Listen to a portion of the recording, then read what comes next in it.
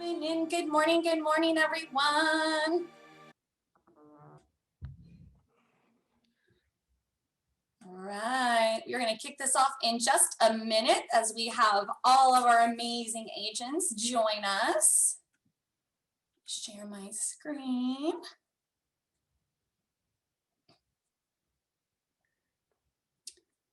And Chris, you can see that okay, right? Yeah.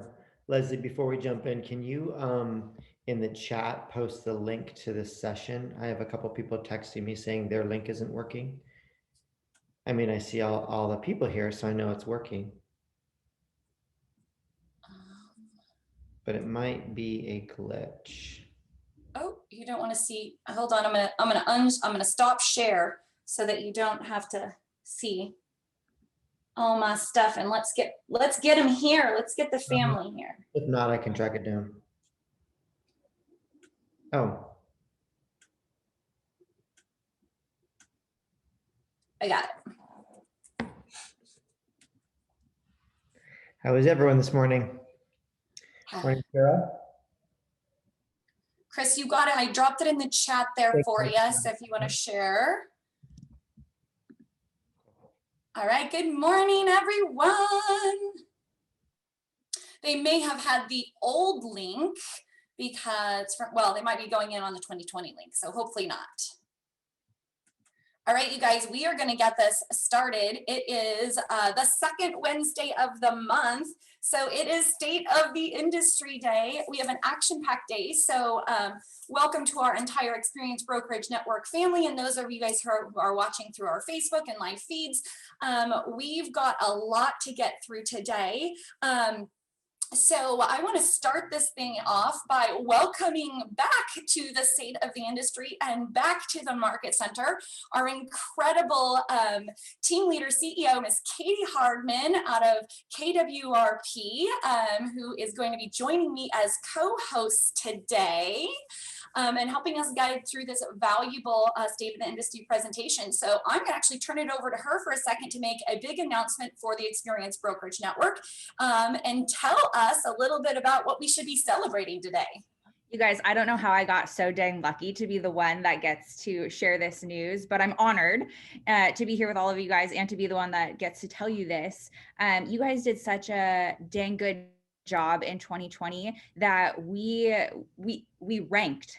And we ranked on the Real Trends top 500 brokerages. So congratulations to all of you for all of your hard work. It paid off. It made the Real Trends top 500. And you know what I think is even cooler than that is it wasn't just like we were 499, right? Like when you make a list, you never want to be the bottom of the list. So I love that for transaction sides, the brokerage network was 74th. And in volume, it was number 73. So yay, congratulations to all of you. This is your award. You won. We should add this to our email signatures. Tell the world. I love it. So many wins to celebrate from 2020. We are going to be talking to some of the people who helped us along the way, who had incredible successes in 2020. They're going to be sharing what worked for them today, and really excited. So a couple of things as we go through today. We typically kick this thing off with our market stats, right? Like we just celebrated some Xperience Brokerage Network stats, but we always want to know where we're at. We're going to do it a little bit different today, and I am literally going to blaze through this one, Katie. You know how much I love statistics. However, there are only so many conversations on the table, not a huge surprise, and want to make sure that we stay on the line because Chris is actually going to be wrapping up today's events, talking about an economic update, notes from Gary Keller, and some forecasting. So we're going to get through what our market stat looks like so we can get to our interviews. All right, you guys, where are you at, Portland Metro? I have seen the chat on social media blow up with these market stats that hit the market, which makes my heart happy because I know you guys are looking at it. No big shocker here, you guys. Inventory levels remain insanely low, 0.8%. But honestly, what is shocking is we're only 0.1% down from March of 2020. So it's not that significant. However, what is kind of cool to see there is that we had a 40% increase over February. So what is also important to look at is that 42.6% increase in pending sales. Yikes, that is what is feeding that low inventory level. Closed sales not as high. We looked at that last month. Lots of factors that could be involved in that. Longer escrows, deals falling out, sale of new construction.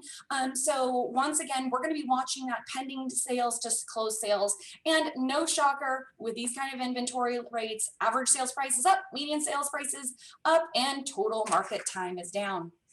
Now, Portland Metro, if you thought your numbers were scary, Lane County, 0.6 months of inventory. Yikes and wowzers, you guys are down 18% from last year. Once again, still a significant increase in March over February. Your pending sales also up. Closed sales and Lane County are holding pretty close to that pending number. Big difference from what we're seeing in Portland Metro. And once again, no surprise, your average sales price is up 21%, median sales price up 21%, and your total market time is down. All right, Salem, similar story. Inventory levels are still at that 1.35%. Interestingly, almost exactly identical to what they were in January. So you guys are holding strong in 2021. However, still a dramatic decrease from 2020. Your closed sales are up. Your new listings, right? When we talk about our listings hitting the market, almost exactly identical to March of 2020. Only one listing difference, and actually in the positive category. Pending sales way up. And then of course, average sales price is following that increase. And then your days on market is of course going down. All right, Jackson and Josephine County, similar story here to you guys. Inventory levels 1.06 and 1.19 months, dramatic decrease from last year. And of course, your median and average sales price are up and days on market goes down. So that was my where are you at locally in a brief snapshot. What is really cool and the takeaway that I want you guys to take out of this is that time and time again, we're having the same conversations, aren't we, Katie? Yep. I listened to Ben Kenny talk last week, and I thought he said a really cool thing. And he said, there are only two topics to discuss right now. Number one, inventory, i.e. listings. And number two, how to win in a multiple offer situation. And the really cool nugget that he took out of that is if you have the listing, you win in every multiple offer situation. So really there's only one conversation to have, and that is listings, listings, listings. Did I miss anything, Katie? Anything to add on what you're seeing out there? So I would just add, and it's a question I want to pose to everybody is, are you coming from a place of scarcity or are you coming from a place of abundance? Because we look at these numbers and I've seen people post them on social media and it's great to share stats, but when all the consumer sees is we have less inventory, less inventory, less inventory, are they thinking, oh no, now is not a great time to be buying or selling real estate because the market is so tight? Or are you saying, oh my goodness, we have more inventory than we did last month and I had 3 offers accepted this month and interest rates are so low that it's a great time to sell? So I would just think about your messaging and how you're sharing these stats, because I think there's a way to come from lack without the proper story, or a way to come from abundance and say, no, yes, these numbers are saying there's low inventory, but there's still in Portland 3,000 homes on the market, and it's still a great time to buy. It's still a great time to sell. So I would just focus on how you're telling the story around these numbers. I love it, Katie. We talk a lot about being a storyteller. We're going to talk to some of our guests today about how they've shared their stories. So I think that is an incredible point, and really helping them whittle down. For those of you who were on our market stats class last week, it was really a conversation of, hey, our consumers are hearing what's happening nationally, and it's up to us as the fiduciary to really tell the story of what's happening locally and sort through all those statistics and really get to the heart of what's in it for them and how we can help give them the true reality as it impacts their buy, sell, or invest in today's market. I love that. Yeah, Karna, great quote. All right, you guys. Now, it is our goal at the Xperience Brokerage Network to help you win no matter what the market is. And we're super excited that last year we announced and launched our agent services division to help support all of our agents and family members with their businesses at the highest possible level. They just celebrated their 1-year anniversary, sent out an incredible survey to you guys to find out what else they can be doing to help provide guidance, support, and growth for your businesses. We are going to welcome them to the call, our agent services division, and each of our directors in the agent services division to tell you a little bit more about who they are, what they do, and how you can contact them to help get support in your business. Kate, I see you're with us. Jet and Morgan, are you guys on the call? Sure are, Leslie. All right. Okay, Kate, we are so excited to welcome you. You are our newest addition to the agent services division. After running it for a year, some of that feedback is that we needed a little bit of extra love and support in certain areas of service that we're providing for our agents. So tell us a little bit about you and what you do for the network. Awesome. Thanks, Leslie. So hi, everyone. My name is Kate Goey. So I specialize in creating an exceptional experience for our agents and support our leadership teams. This would include reworking our onboarding system to welcome new family members and just making sure they get the highest level of concierge service. I also work with the leadership teams to bring opportunities for agent engagement and business growth throughout the year. Leslie, I'm just going to drop my contact info in the chat in case, so everyone can write it down if you need me. I love it. Thank you, Kate. Yes. Yeah, so welcome as our director of growth services. We're so excited to continue to build out those opportunities for our agents throughout the year, and welcome aboard to the agent services division. All right, Jet, are you there? And can turn your camera on? There you are. Hi, everybody. My name is Jet Todchiff. I am your Director of Marketing for the Xperience Brokerage Network. What you can really count on me for is not only am I going to be there to help support Morgan as backup for our technologies and our integration into Command, but moreover, our ancillary services that we provide.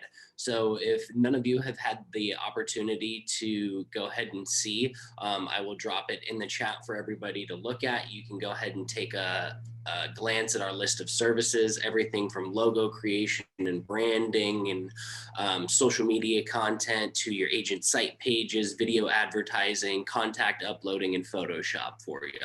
So if there's any need that anybody has across the network, feel free to just reach out to me. I'm going to put my information, but it's going to be that marketing at xperiencebrokerage.network.com. I love it. And yes, the chat box is blowing up. Apparently you give the best hugs. And of course, those are socially distanced and COVID friendly hugs, right? Digital hugs. So many. All right. For those of you guys who are not grabbing it from the chat box yet, we will be following up and wrap up with their direct contact information. We're going to welcome our last director of agent services to the call. Morgan, are you there? I am. Thank you, Leslie. Hi, everyone. My name is Morgan Heitzma. I am the Director of Technology and Innovation. So I am responsible for the support and training of KW Technology, while also finding new and innovative ways for agents and leaders to access those trainings, tools, and resources. Tasks that you'll typically see me performing are new and transferring agent onboarding, one-on-one agent meetings, responding to email and support tickets, and live technology training. I've also created a 2-minute video series for those of you who are short on time to get up and equipped with Command, as well as kwtechhelp.com. It's a one-stop shop website for all of your support and resources. One last thing, I also wanted to mention that we have Study Hall returning today, every Wednesday at 10 a.m. It's going to start right after State of the Industry, this class here. So it's going to be on kwtechhelp.com. And agents get to choose the Command training topics every Wednesday. So I'll put the link in the chat box below, as well as my information. We're looking forward to seeing all of you guys there. Thank you. I love it. And Morgan, thank you for plugging that. If you have not yet checked out kwtechhelp.com, please do so today. That is where you can connect directly with our agent services division, but it's also where you can find our network-wide calendar with all of the events, links, etc. And Morgan does an incredible job with Jet to make sure that all of our recordings of our events are posted there as well, direct links to Ignite, and a lot more of those resources that they've compiled all in one place for you. So check it out today. All right. Thank you so much, Morgan, for all of your help and work with that. Okay. Katie, you're back. Look at all that. I feel like it is just a morning of pure awesomeness, right? Awards, values, support, statistics, our agents, all of my favorite things. So now we are going to transition to two agents in our network that we are so excited to interview and honor today. For those of you who may not know, they are our network rookies of the year, meaning that they completed their very first first year in real estate, 12 months in 2020, and threw down some really impressive numbers that I think no matter where you are in your business, you can learn a lot from these individuals. So I am so excited, Katie, to turn it over to you for our first agent spotlight out of KWRP, our rookie of the year, and you will take it from there. Awesome. Thank you. Shannon, are you on the call? I hope so, because I'm interviewing you. Okay, so not only is Shannon Rookie of the Year, but she might be the best dressed realtor in our office. So she wins 2 awards. But thank you for coming in, Shannon. Like Leslie said, you completed your first year in real estate at KWRP last year. Tell me how you ended the year. How'd you end 2020? Well, so I think I did almost 8 million total. 16 transactions. It was kind of a crazy year. I mean, it was wild. I honestly did not think I was going to do that well, to be honest, especially after COVID hit. So I was really excited and kind of just pumped for this year as well, and trying to double my numbers this year.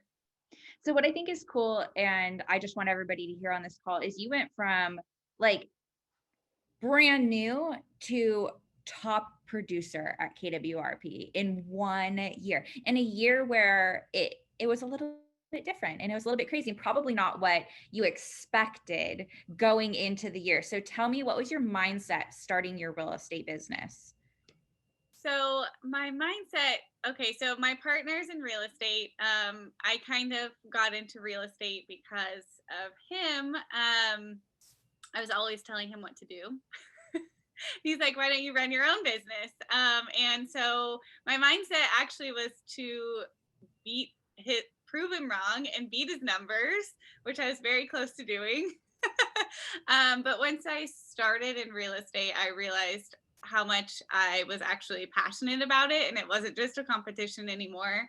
I always tell people that I'm not a salesperson, but I'm a people person, and I think that's what really helped my business in 2020 and grow. So I love that. I think when you love what you do and you wake up every day excited to do it, then it fuels you to go and do those hard tasks, and maybe in a time where you have to change your mindset, like be okay pivoting your business and pivoting your mindset.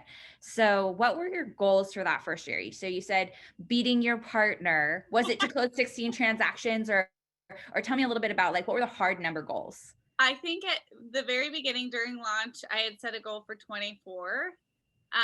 And then once COVID hit, I was like, okay, how about 12?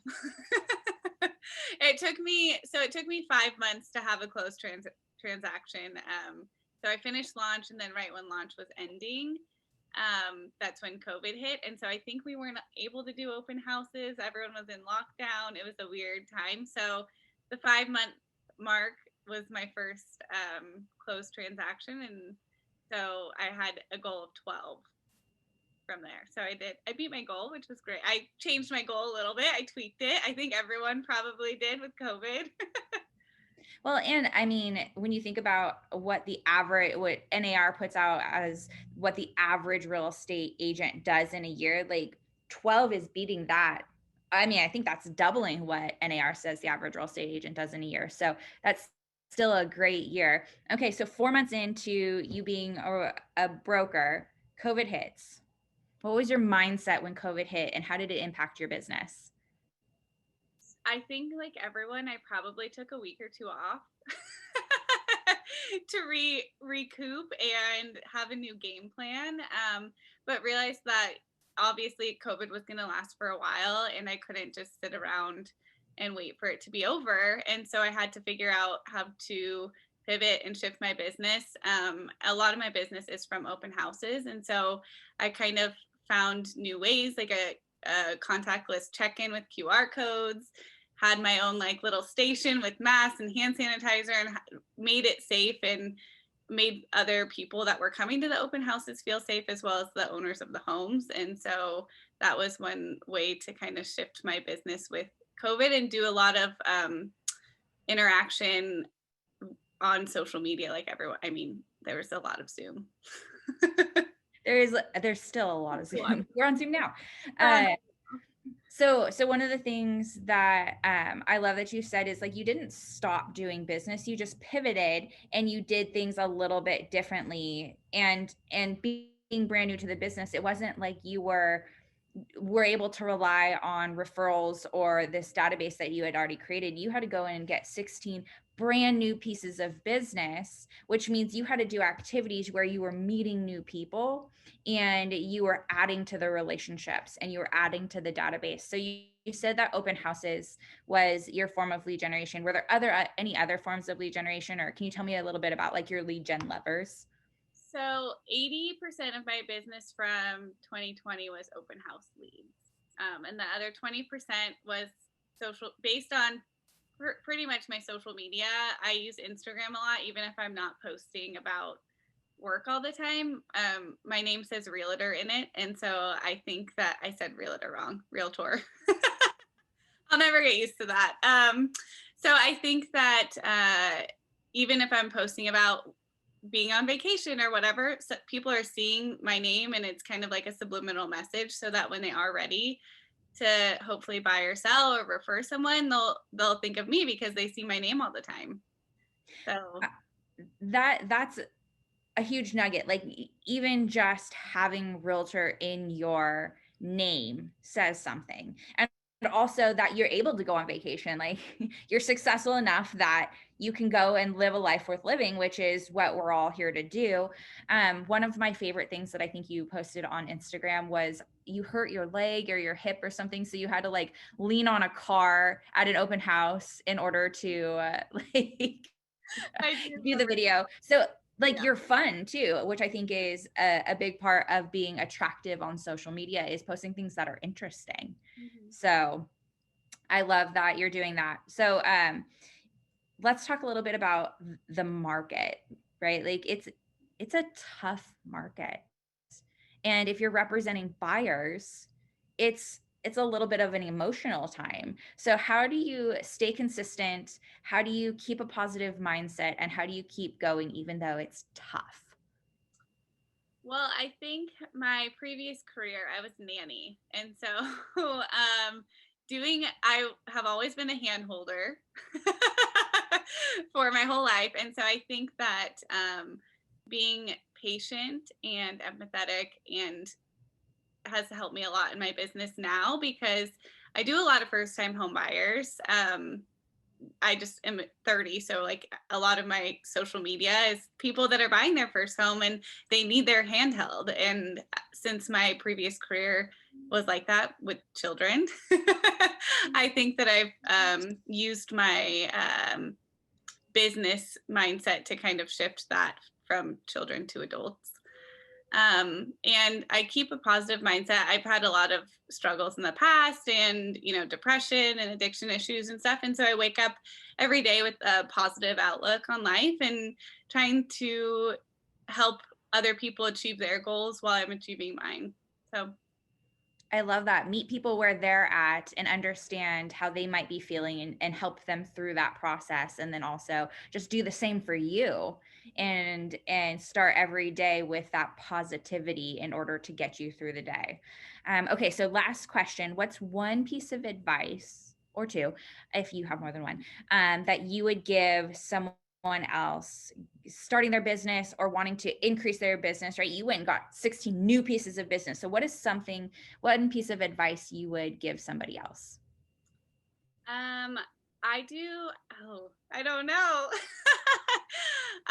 I guess have an open line of communication with your clients. I think a lot of my clients have turned into friends. And I think a lot of people want that in a personal relationship. They don't want just a salesperson. Most people don't that sell them a house. They want somebody to connect with them and, you know, ask them how their date was and actually mean it versus like just talk about business all the time. Somebody wants to feel that connection, and that's how you get referrals as well in the business. So yep, you're becoming their realtor for life and getting repeat and referral business because you keep that relationship. So I love that. So if somebody had questions or wanted to reach out or had a referral for Portland, will you drop your information in the chat so that they can reach out to you? I'm also licensed in Washington.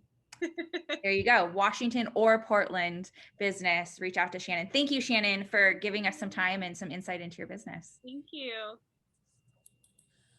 That was so cool, Katie. Thank you for that. And Shannon, thank you. Oh my gosh, what I took out of that, it was all about attitude and mindset, right? Like the positivity that she approached last year, approached her business, her care for her clients, meeting them where they were, like so many nuggets to take out of that, no matter where you are in your business spectrum. Yep, starts with you. I love it. All right, we've got one more rookie that we're going to invite to the call. So out of our Eugene Springfield location, our rookie of the year, Mr. Adam Fernie. I see you are with us. How are you doing today? Doing great. How you doing? I'm doing fantastic. So I'm just going to kind of lay it out there. You closed an impressive 20 units in your rookie year, over $5.8 million in volume. So I want to go back, right? You launched in 2019, 2020 was your full year. Let's go back to January 1st, 2020. What were your goals and how did you intend to approach the year? Well, when I first got started, I was still bartending full time. So my goal for 2020 was to transition out to full time real estate. That kind of got forced on me with COVID. Yeah, I never really had a number transaction goal. It was just making that transition and trying to keep my family afloat and doing it. I love that. So you actually launched into real estate dual career with the intention of a transition. Transition was forced upon you a little faster, and wow, like that kind of leads us to our next one, right? Despite COVID, you closed 75% of those transactions in the second half of the year. Tell us about your mindset or the adjustments that you made in your business as you were forced into a transition faster than you expected. What did you do to perform at that level? Oh, well, I had a lot more time on my hands with only one job. So, I mean, when everything shut down, I felt like a good way to focus my advertising or my presence was online, Facebook, all that stuff, because what are people going to do when they're sitting at home with nothing to do? They're going to have more time to, to be Googling something or, on their computer. Yeah, I mean, COVID forced me to, I'm the sole provider for my family. So it was sink or swim, and I'm not a sinker. It's amazing what you can do when you have no other option, right? Like embraced it and ran with it. So I actually, I've seen some of your social media posts. I'm going to pull out a quote from the other day that I just absolutely loved. And that was your mindset around your business. And that was, I got into this business to build a better life for my family. And I quickly learned that I had the ability to build a better life for a lot of families. Yeah, that was me. I said that. Tell me a little bit about that, right? Like the big why, the intention was to, as the sole provider for your family, was to build a big life. Tell me about that mind shift when you realized the impact that you were having on your community. Well, I guess obviously my family is first and foremost. So the more people I help, the more it helps them. But I mean, you got to start with helping people, and when it's friends, I've got a lot of business through friends and family and, those connections. And so those people, I care about them, but that it doesn't just quickly learn that it doesn't just, you don't just care about this person because they're a friend. You care about them because they have this goal that they are, relying on you to help them accomplish. One of my biggest successes was helping a lady buy I think the contract price was $21,500. It was a manufactured home in a park. It was the first time that, I'd handed the keys to her, and she's literally jumping up and down and like crying. And at that, I was hooked before that, but it was like, it's not that kind of helped me realize it's not a numbers game. It's people, I've done, 20 transactions. Not all of them are the glamorous, whatever, but to each one of those people, it is everything to them. And that's the most important thing. You got to focus on that. Well, then not a numbers game. It's about the people. It's about the relationship that you built with them. Now, going through your numbers, there was some pretty impressive stats. And I think one that maybe we were even shocked about. In the lowest inventory seen in history and in the lowest inventory levels in the state there in Eugene, in your rookie year, 35% of your business came from listings. In 2021, you have already increased that percentage to 50% of your listings or your business is coming from listings. A stat that I would say any seasoned agent would be proud of or aspire to. What's the secret behind that? How have you found success in that? I definitely don't have all the answers on that one, but I have a online presence. I celebrate my clients' successes, so I feel like that kind of helps people feel more comfortable with trusting me. Like I'm going to care about their family, their sale, their whatever, and I do what. So I always say that, like, in every sale of a house or every transaction, I look for an opportunity to go above and beyond. One of my listings, they had a bunch of debris and junk in the backyard. So I have a truck. I pulled up, I loaded all, that stuff into I took it to the dump. I had yard guys come out and, spruce the yard up after. And that, they didn't have to, worry about any of that. They didn't have to pay for any of that. They didn't, it was, they had enough going on. Anybody that's selling a house or buying a house has got enough crap going on. They need a partner and that will do the extra stuff that they can't. And I actually got another listing off that. They saw my sign, and for whatever reason, they thought this face, because I have my face on my signs, deserved a chance. And so they stopped and talked to that owner and asked how I did, how I was doing for him, because they saw the sale pending on it. And that person gave, told them what I had done, and next thing you know, I'm putting a sign up in their yard. I think that the piece that I take out of that is in an uncertain year, you were able to bring care, compassion, empathy, and really that the word that you used was it's a partnership, right? And that's really cool. So tell us about 2021. You are off to an incredible start. In the first 3 months of the year, you've already closed 50% of what you did in all of 2020. So clearly started with a bang.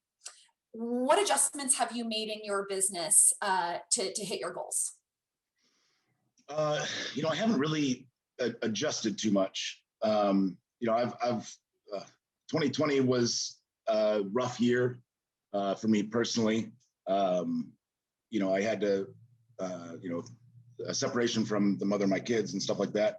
So I really just have been kind of sticking to what I know and going forward with that. Honestly, my goal for 2021 was to be a present father, and help the people that come to me. As long as my family's got enough money, I want to enjoy my time with my kids. And so I guess part of my success in 2021 is luck. I don't know, but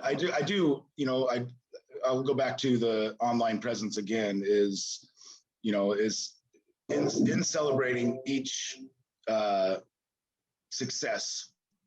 I post my coming soons, I post my pendings, I post the solds, and then when it's sold, I tell the story of me and that client, that client and I, proper English, and so it puts me in people's faces, like Shannon said, like the subliminal, top of mind kind of thing. It really helps. And from bartending and everything, I know a lot of people. I've talked to a lot of people. For some odd reason, people like me and are in my corner. And so, when they are, I feel like it when they're reminded that I'm a realtor, then they'll have the trust in me to reach out when they or a friend of theirs needs some help. I love it. And I think that what you're saying, and don't realize it is right. We put our big why first, family first, and focus time on the right tasks over time, right? And stick with what works. And for you, that's sharing those successes, that story, celebrating those wins and pouring into your clients. So what advice would you give for somebody who is launching their business or hoping to take it to the next level? I think the biggest thing is be present. When you're with somebody, be with them, listen, make a connection. Because that connection is important to, establish that partnership.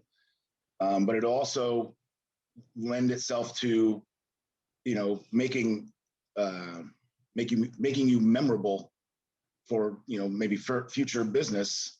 I sold a first-time home buyer a house. 7 months later, their family home, through some different circumstances, was going to be coming on the market. So they a lot of memories. I sold, the home that they had just bought 7 months ago and got them into, their family's home. So that, like when you make, I feel like if you make an impact in some way, somehow with people, your business is going to grow, whether you're like full on managing it, or you're just kind of, letting it build organically. I love that.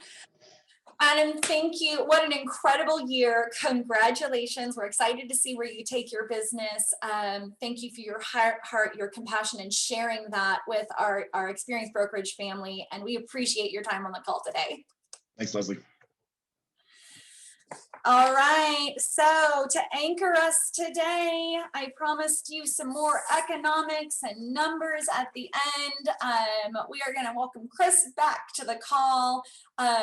My gosh, you have a lot to follow today. Some incredible speakers. Hopefully people got some great ahas out of that. So I am going to pass it back to you for some updates and ahas that you've had talking with your talks with Gary Keller and what's coming down the pipeline in our economic forecast. Awesome. All right. Well, speaking of Gary, apparently I double booked and I'm getting texts from his office saying I was supposed to be on a meeting right now with them. So I choose you guys. Remember that. And I'll deal with that mistake later. But for the next 20 minutes, we're going to talk about some economics, guys. What I wanted to talk about was just a big picture overview of what we should be looking at right now. I think as much as anything, I get questions almost daily around, hey, what do you think is going on? Hey, what should we, like, how should we advise our clients? Hey, are we in a bubble? Are our buyers paying too much? Should our sellers get out now? Like, all these questions are sort of swirling around our heads. And I think sometimes it's good to just take a step back, look at where we've been, what have we learned from the past, and what sound advice, or at least data-driven advice can we share with our clients. So we're going to rip through just a big picture look at the economy together here. On your screen, you'll see, I always look at our market as what's the total addressable market? What's the opportunity in our market? What is the industry really looking at? And I think this tells a story in and of itself. Right now, the US population is hovering around 328 million. Of those 328 million, 128 of those humans, right? Or 128, we have 128 million households that make up that 328 million in population. Of that 128 million households, 83 million of them are homeowners. And so as we look at that, a big question circling the industry is, gosh, is there any way to move that needle on how many homeowners there are? We're going to get to those numbers in just a minute. Historically, and in this past year, we saw 5.6 million homes sell. We hover historically just above 5 million. We've been as high as 7 million, interestingly enough. We'll talk about that year. But last year, right, 2020, we sold 5.6 million homes, and that equated to a market of about $84 billion worth of commission. It's one of the reasons why so many people have entered that space. That's a big market. But I actually look at that gap. I look at the 128 million households, and only 83 million of them are homeowners. Then I look at the US population and understand that demographically, we're at an interesting place where many of the population, or much of the population, will be becoming households over the next few years. So we might get to that in a little bit. Moving on, just a big picture, we're going to have a quick conversation around inflation, and we're going to have a quick conversation around GDP. Chris, did you change your slide? Should we see a different slide? We're just getting some chat box saying it's still in the economic update slide. That's awesome. Leslie, I will stop sharing. Do you want to share and jump to inflation? Yeah, absolutely. Just want to make sure we, okay.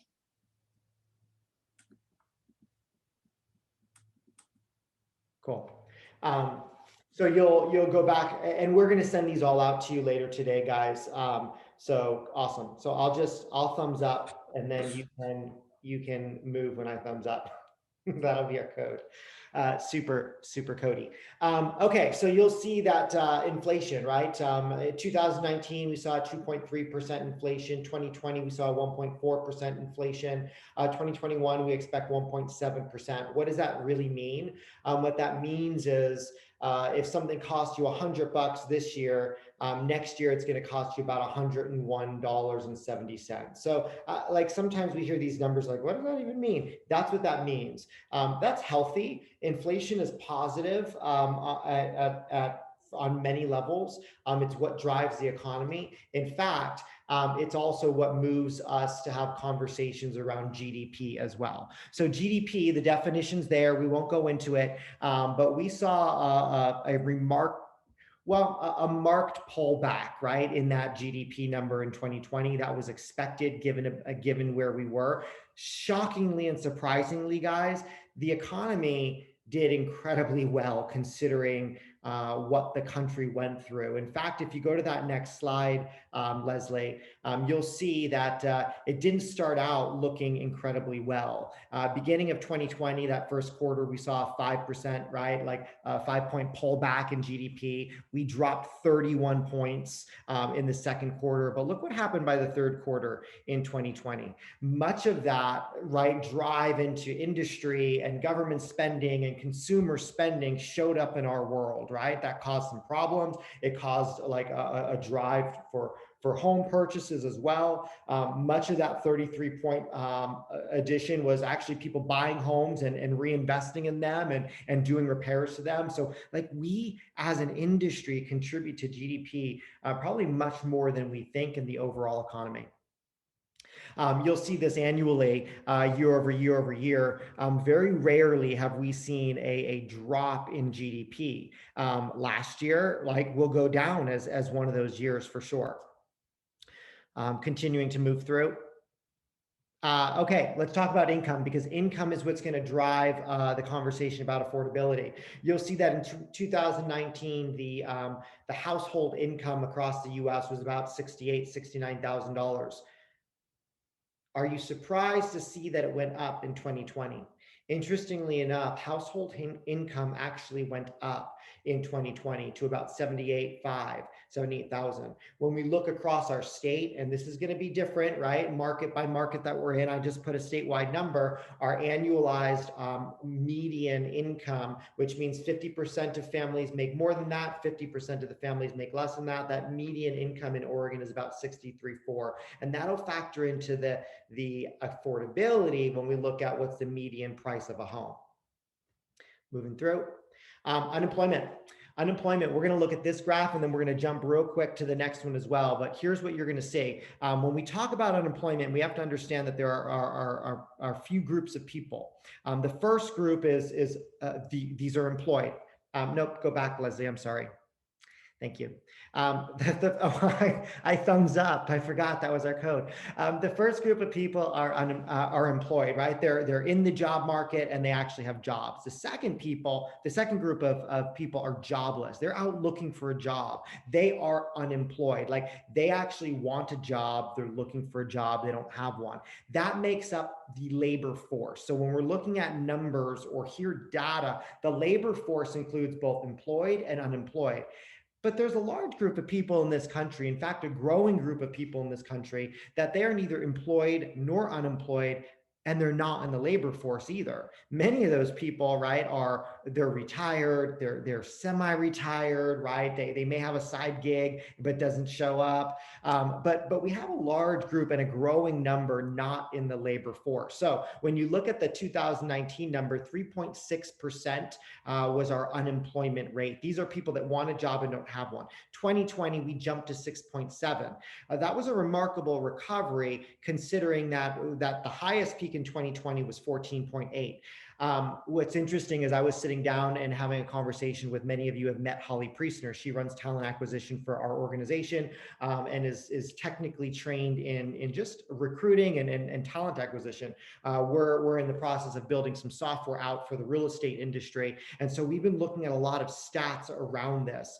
What's interesting is right now on Career Plug, which is actually a talent recruiting site that syndicates out to probably 9 or 10 or 11 different job postings. There are more jobs posted available today than there have ever been posted in the last decade. let me repeat that. There are more jobs available today, at least posted online, than we've ever seen in the last decade. Now, some of that is just growth of those platforms for sure, but that tells a story as well. As we see our unemployment, it's higher than it's been, right? It's higher than it's been in 2018 and 2019. But that unemployment will get eaten up fairly quickly over the next probably couple quarters as we've seen our economy expand and more jobs available.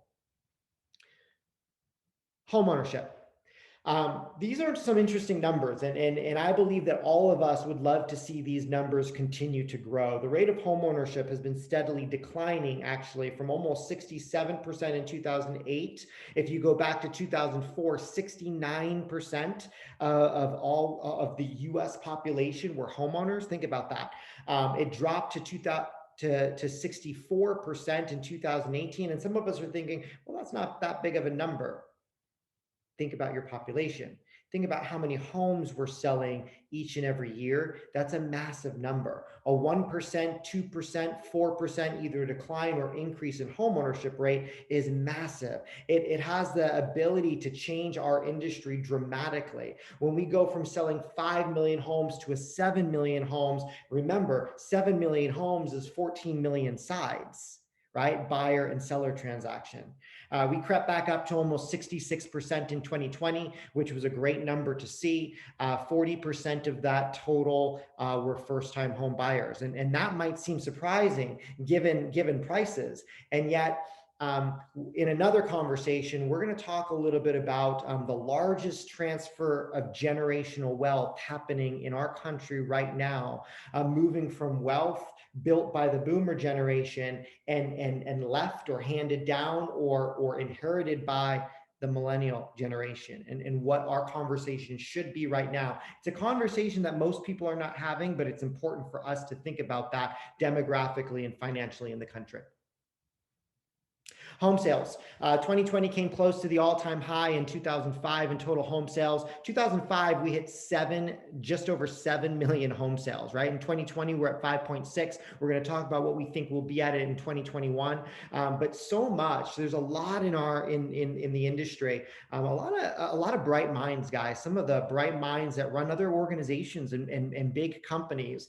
They say their mission in bringing technology to our industry is to make it seamless, to make it easier to transfer in and out of homes. And they believe that the reason why we don't see 7, 8, 9, 10 million homes transfer a year is because there's a lot of friction in our industry and the process of buying and selling. And some of us have thought, oh yeah, there has been a lot of friction. Interestingly enough, COVID actually, although it created some friction in the home buying process and home selling process, it also eliminated some friction, didn't it?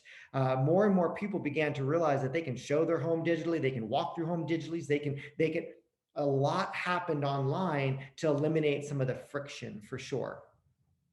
So we'll begin to see how friction and elimination of friction increases the number of units. Now that's advice and conversation and probably collaboration we could have amongst ourselves around how we individually as real estate agents can reduce friction to improve or to increase the number of sales we have in our solo business, in our team business, or in our brokerages. You'll see the monthly home sales 2019 versus 2020. For the most part, you saw, once July hit, August, September, October, November, man, we were selling homes at a pretty good clip, right? December, we ended last year at a 6.8 million home clip. Like, in other words, if we sold that same amount of homes in December every month for the next year, we would sell 6.8 million homes. That's a huge number, guys. I imagine by later this year, we may begin to see that softening. Much of that has to do with interest rates, which we'll get to in a minute. Okay, so this slide, I only want to show you one thing. A lot of us think like, man, what is going on in our marketplace? And yet we've sold less homes in the last 5 years than we did during that run up in 2004 or 2002 and 3 and 4 and 5 and 6. So interestingly enough, we still have a market. We still have buyers, right, out there looking. Obviously, we need some product, but we have no lack of demand, nor do we think we should have a lack of demand. Housing inventory. These numbers look great for us, but these are national numbers, right? In 2019, we ended at 3.9 months of inventory. In 2020, we ended at 3.1 months of inventory. Leslie already went through those numbers. We range anywhere from 0.8 months of inventory to 1 month of inventory across our network. You'll see those inventory annually. And again, we'll send these out monthly. Mortgage rates. Mortgage rates 2020.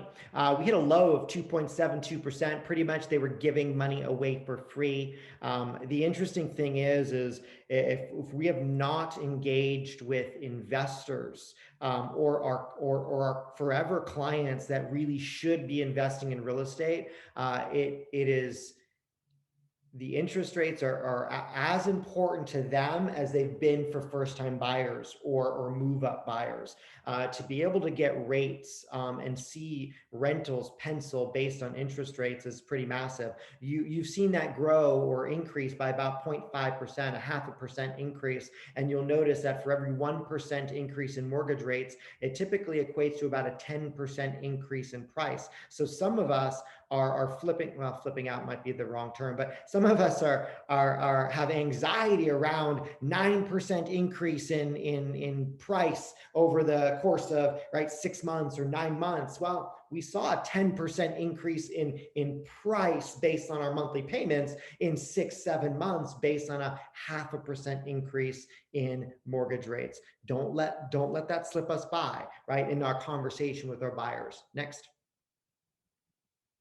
We see that those mortgage rates over the course of quarterly or across the years. Yep. Home prices. This is a national number, guys. Our 30-year average has been about 4% increase in home prices. 2019 we saw about 4.8%. 2020 we saw a 9% increase in home price. Interestingly enough, home prices work inversely to mortgage rates. Surprising? It shouldn't be, right? I mean, interestingly enough, our industry will move towards this conversation of affordability. As interest rates go down, the cost to own that home has not dramatically gone down. Why? Because our prices have gone up to reflect the drop in interest rates. So it's an interesting lesson in economics for sure. And then you see this home price. This is Gary's graph. He started running this maybe 5 or 6 years ago. It's always been my favorite one. This shows if we go back to 1989, ran this 4% appreciation year over year over year over year over year. Here we are in 2020 thinking, man, are we inflated? Are we in a bubble? Are we overpriced? And as a country, I'm not talking about local markets here, but as a country, we're actually not. We're actually below what that trend line would have been based on some years that we didn't see any increase and we actually saw a decrease. Home prices, you'll see this actually in blocks of time here. Here's what I thought was interesting. We say, gosh, this is the craziest market we've ever been in. And I think that's because we have a short-term memory, perhaps, because many of us have been in that 2006 to 2011 market. We were also in the 2001 to 2005 market. And this market is not as crazy as that one was, interestingly enough. It feels it potentially because of the inventory. It feels like we're working harder than we did in 01 to 05 or 06 to 11. But the reality is it's more of a stable market in the last 4 years and even this year than